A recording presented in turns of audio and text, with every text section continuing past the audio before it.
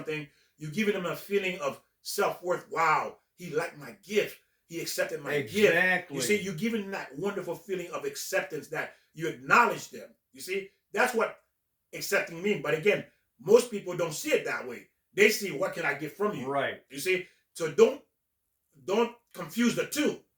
When you're receiving from someone, you actually giving them a sense of that they were able to do something for you, and it's a great feeling to know that I can do something for someone else. You see, that's what you're giving them in return. You know, I had a little problem with that when I was younger. When I would buy these things for my mom, I remember I bought this. It was salt shakers. You know, it was kind of cute, but she said, "Joe, I don't need that. I don't want that." She doesn't even want flowers. What she wanted was like the recognition of maybe a card and go, "Mom, I love you." There's where the gift is. That's giving and also and receiving. She wants to receive not anything that's material or it's an object. She wants that love. She wants to receive. We want to, I mean, don't we all, when you give a gift, you want some kind of acknowledgement. And that's good. You know, it's good to get that. And it is a good feeling when someone thank you, they really like what you're giving them, right? It's a good feeling when you get in return when you give. So it's a really, again, like I said, that person who's receiving is actually giving you, allowing you Right. to experience that feeling. Here, let me give you a quick little example. I remember it was somebody's birthday, and then I want to give them some money, and you know they were so grateful that I felt that it was like it was giving, but then it was receiving. Victor, when somebody does that, do you ever give somebody and go, oh, "Okay, thank you," and they don't say, or they don't even say thank you. Oh, okay, hey, look what I got, and they put it.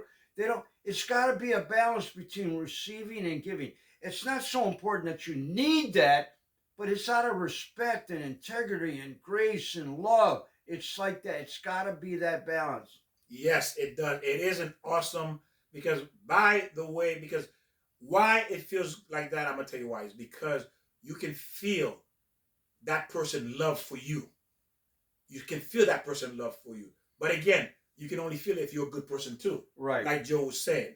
You see that? Like Joe said, like you give something, oh yeah, whatever, whatever. And I'm gonna tell you, Joe has given me early birthday gift. And I'm gonna tell you, that was just unbelievable because why I wasn't expecting it. And I'm gonna tell you something.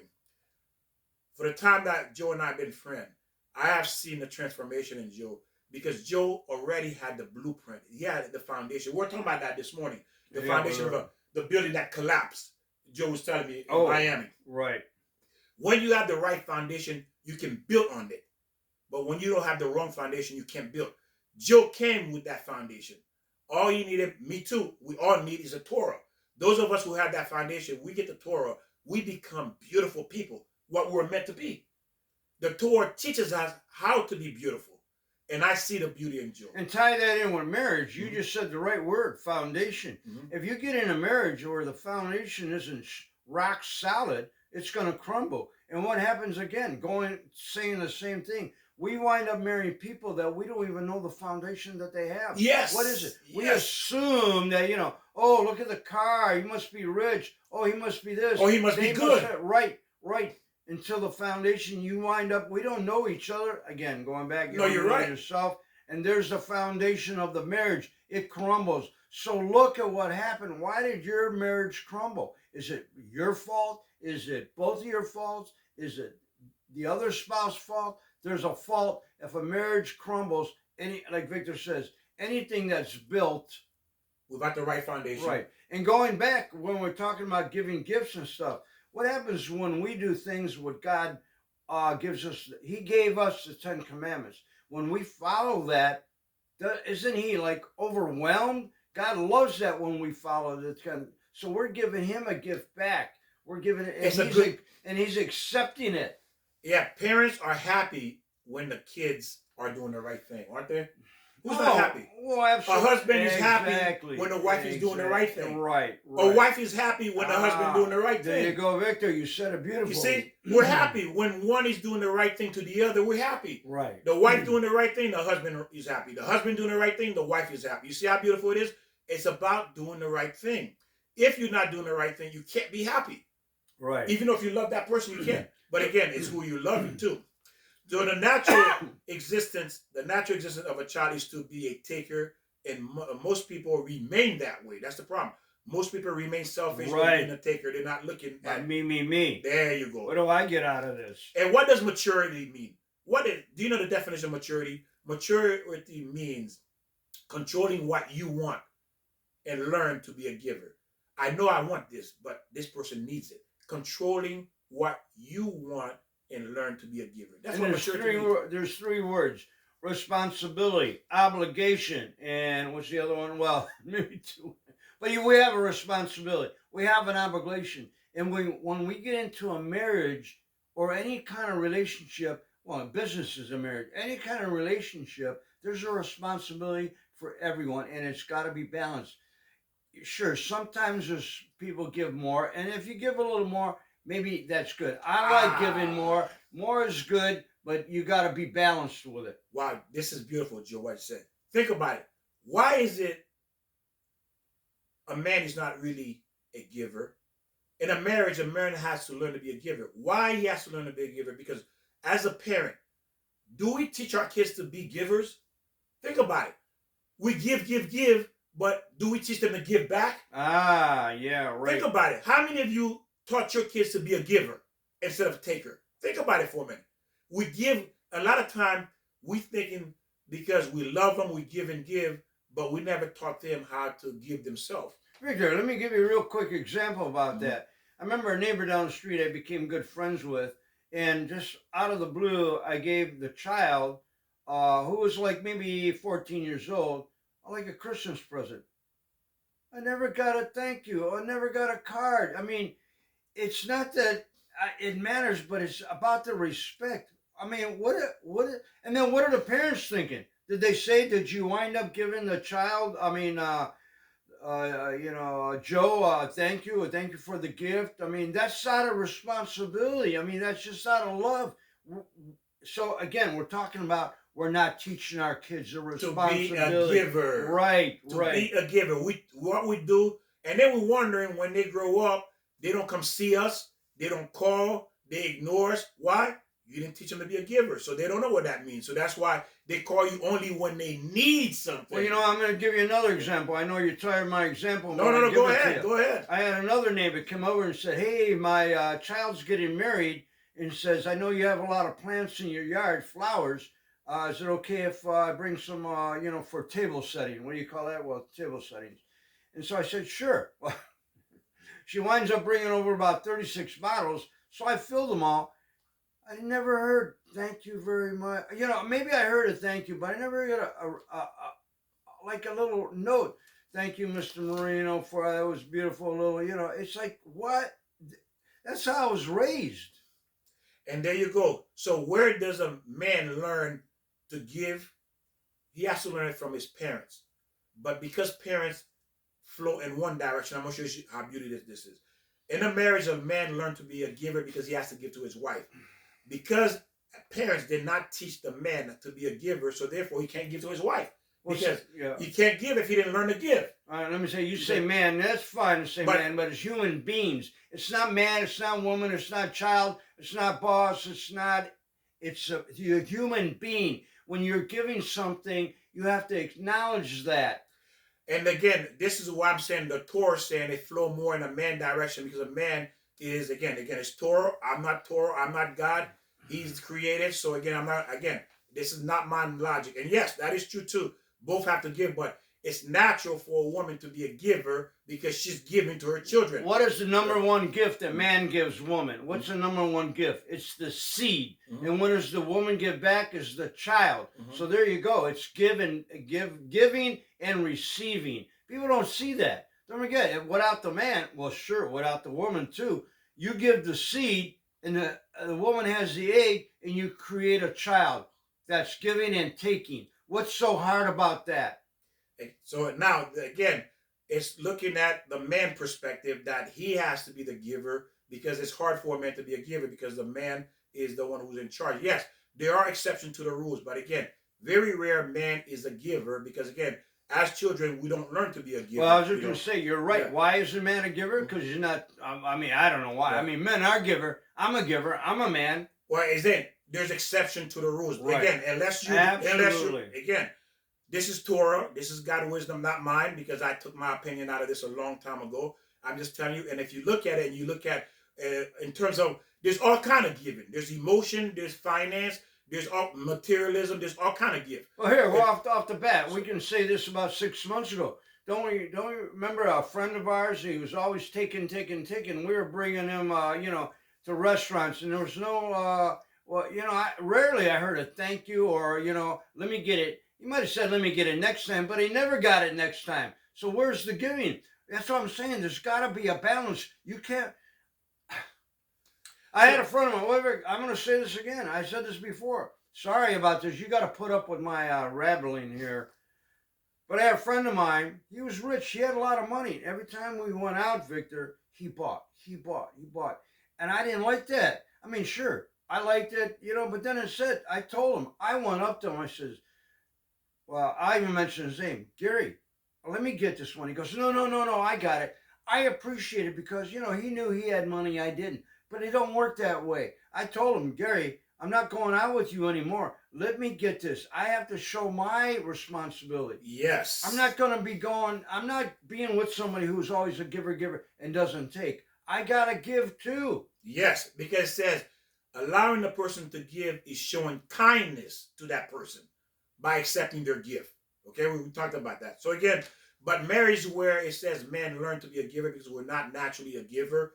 And especially if we're not taught at home by our parents to give, that's going to be an issue when you get to, because how are you going to give if you didn't learn to do it? My parents, every time my parents went somewhere, it could have been a relative or a friend, my mom always brought something, like a cake or cookies, And then I did that. I remember one time I'm going to a party with a friend of mine. I says, I'm thinking I'll buy a bottle of wine and bring it over. He go, oh, well, why?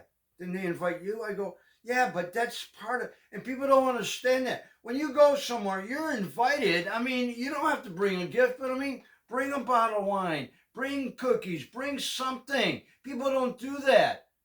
Because again, we lost our way. Because why we don't do these things? Because we decide to do it our way. That's it. Now, that just proved we don't know what we're doing. No, exactly. That's what it just proved. And why? We're not taught. Yes. If you're not taught, you're not going to know what you're doing. The mystic says that if you look at the world in a vertical axis, that God is the source. In reality, in the vertical axis, and the world is being at the bottom. And you can see that God is at the top and the world is at the bottom, and it flows in that direction. So that means that God is constantly feeding the world. You see, he's constantly giving the world existence. He's constantly giving the world life. He's constantly giving the world food, money, whatever we need to exist. He's constantly providing, and it's flowing in one direction. And that's what parents did too. When you have your child, you're flowing that way too. You're flowing. So we are emulated. So the purpose, what God is saying, be like me. Be a giver. You see that? Be a giver. The sun gives the world what? Light, heat, energy. Look how the sun is feeding the world. Right. So you see? But the world is not giving back to the sun. The world is accepting what the sun is giving. So this is what you have to keep in mind. This is what we're supposed to be. We're here to emulate God, to use how God is in our marriage. If it flow both ways, if both sides is a giver, guess what? You have a perfect unity. And how we give to God is the respect that we have to show him. Yes. The respect of each one of his children, which is our brothers. That's what he wants. That is true. I mean, it's one of the 7 Noahide laws. Know God and respect God. Right. And what was the first three things God said? He wants us to love him, love our brothers, love ourselves. Love him, love our brother, and love ourselves. I mean, which order, I don't know, but we have to do that. And that's giving. When we love God, we're giving because we're respecting his 10 commandments. We're absorbing what he's given us, and we're showing him we appreciate it. And I don't know. That's what I see. You want to read this? You want to read that? It's up to you. Our information isn't solid. It's what you want to take from it. It's your decision. You want to go this route, shoot up drugs, kill someone, pick up your gun, shoot your neighbor because the bulb went in the yard? I mean, that's your decision. You want to die that way? Die that way, buddy. And again, remember, all of this is Torah information It's knowledge to help you, to protect you, to protect your family, to have what you really want in this world. Because again, this world is in a dark place.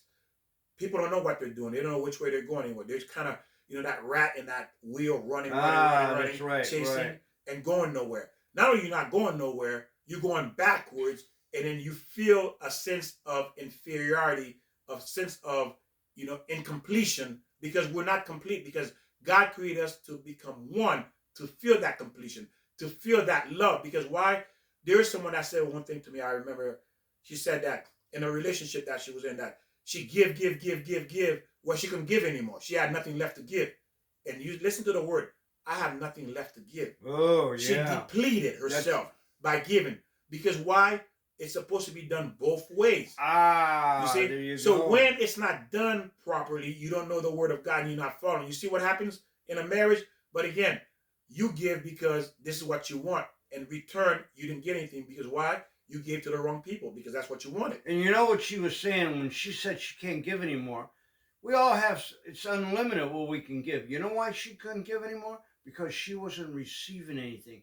The person that she married was selfish. It was all about him receiving things. He has to receive. So she got tired and said, I can't give anymore, because there was no balance. It was unbalanced. You can't keep on giving if the other person isn't balanced with you. Exactly. And again, remember, you're in that situation because you put yourself there. So you can't blame the other person. Again, if I want to buy a dog and a dog is barking every night, keeping me up, and I can't go to work, do I blame the dog for keeping me up? No, because you didn't teach your dog. Yeah, you got to blame yourself. Exactly. I didn't do my part. Either I got to get rid of the dog or teach the dog. If the dog can't be taught, I get rid of the dog. Speaking of dogs, I mean, what's going on with these dogs? I got a dog that barks 10, 12 o'clock in the morning. What are the people thinking? I mean, what are they thinking? I mean, come on. Well, again, that's showing what's happening to our society, and that's showing marriage today have a less chance than 50-50. There's no more 50-50 going to exist anymore. That's 50-50 is gone. You probably have maybe a 20% that it may succeed. Why? Because people are not people anymore. You're dealing with wicked or people who not learn, people who don't know how to be a giver, people who don't understand what marriage is, people who don't know what spirituality is, people who are not into God, people who are not following the commandment, people who are not following the instruction. People are doing whatever their heart desire. It has nothing to do with you. So what are the chances of your marriage, you going into a relationship, is going to work? You see, that's how bad it is today. And again, ladies and gentlemen, thank you for joining us and learning with us. Again, all of this information is to help you to see it hopefully from a different perspective, that you were not looking at it, and to understand that there's only one way a marriage can work. That it's standing on the right foundation. Without the right foundation, nothing can stand. Nothing can stand. It doesn't matter what you want to believe. How do you get a good foundation? But God.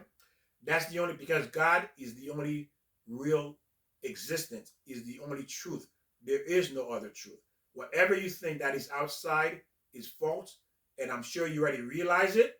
And if you haven't yet, you will. So we'll see you next time. Share, subscribe, and God bless you, and we'll see you next time. And Obladi, Oblada. What does that mean? I don't even know what that means. I have no idea. Obladi, Oblada. I'll look it up. God bless. Might be in the Torah.